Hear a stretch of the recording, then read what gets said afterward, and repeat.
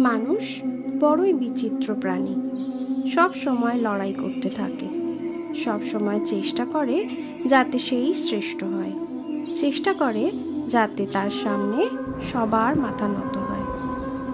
তাই সবার আগে শক্তি অর্জন করার চেষ্টা করে, সে শক্তি অর্জন করেও নেয়, আর তারপর ভয় দেখিয়ে সবাইকে নিজের সামনে নত করে।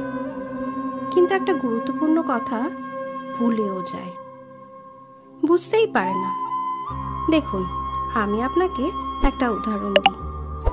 আপনি নিশ্চয়ই বৃক্ষ এবং তার ডালপালা দেখেছেন, যা ফলের ভারে নিচু হয়ে যায়। ফল পড়ে গেলে আবার উঠে যায়, তারপর আবার ফল হয়, সেটাও পড়ে গেলে আবার উঠে যায়, সর্বদা নত থাকে না।